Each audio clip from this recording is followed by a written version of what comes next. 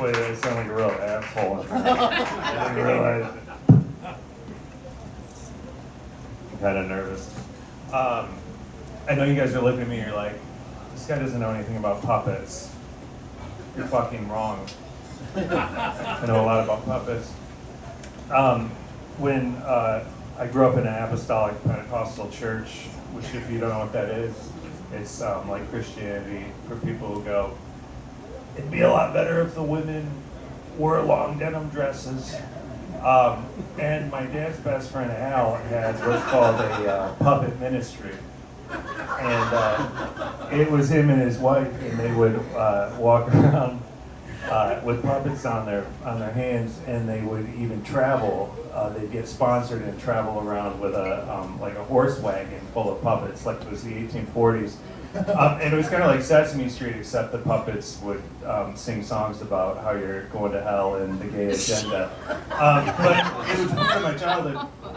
And they were actually trained by Jim and Tammy Faye Baker, whose church was, a lot of people I can tell by the funny hats, you guys know who they are. They had their church in Muskegon, Michigan, where they mastered puppetry before the scandal. It was like the O.J. Simpson case for televangelism. And cut to 20 years later, I'm a waiter working at a fancy brunch spot, and it's Sunday, it's hot, the patio's burning up, and a table of 5 comes in and they say, we have one more coming. And if you've ever waited tables and it's, you know when it's like so hot and your apron's so covered in Bloody Mary mix at brunch that somebody thinks you've been in an accident. But I'm charming them up, I'm making the jokes, and they're like, this guy's great. And I'm like, we gotta kind of hurry up, we gotta flip this table. And the receipt papers run out, and the chef is kind of the guy that's like, he thinks he's like Werner Herzog, you know, where he's like, this is my art. And you're like, cool, it's been 25 minutes on the French toast. The gays are really mad out there at table 51. But I got a good rapport going with this table, and then finally the 6th person shows up. And she takes a seat. She looks unique.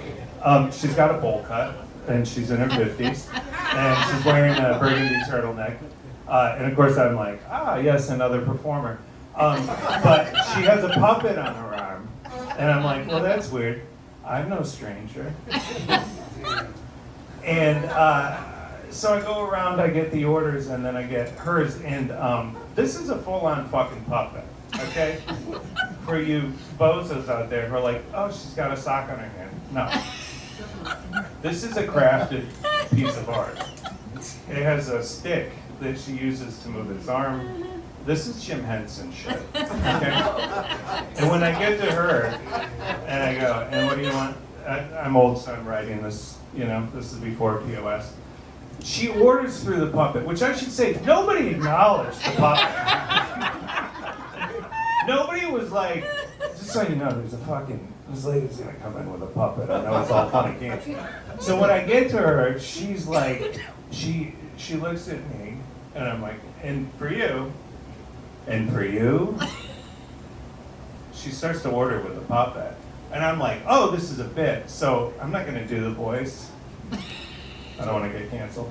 I'm not gonna get canceled over a puppet voice, but I make a silly voice where I repeat the order back, like chilaquiles, 2 mimosas, coffee, and a Diet Coke, which frankly, I'm like, that's a lot of fluids. But I do the funny voice, and nobody laughs. All the rapport I had is gone.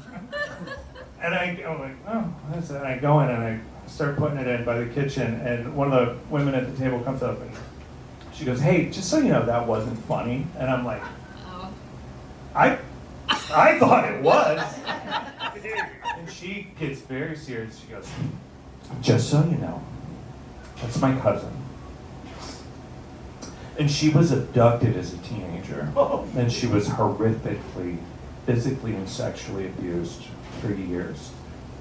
She escaped, and through the brave therapy of a doctor, she now communicates through the puppet. She was ridden mute. Do you know what that is? And I'm like, I've never heard the words ridden and mute, but it sounds really serious. She was ridden mute. So please don't acknowledge the puppet. She and the puppet are one. And I'm kind of like, you know, you say, if you tell the waiter if it's a nut allergy, right?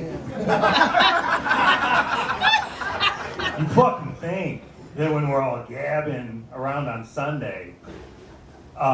So I apologized. I was very red-faced, and I said, I feel bad about this. But I had grown up knowing puppets who sang about hell, but this was the first time that I met a puppet that had been there. And when I dropped the check, I set it in front of her, and I looked the puppet in the eyes, and I said, just so you know, we add gratuity for parties of 6 or more.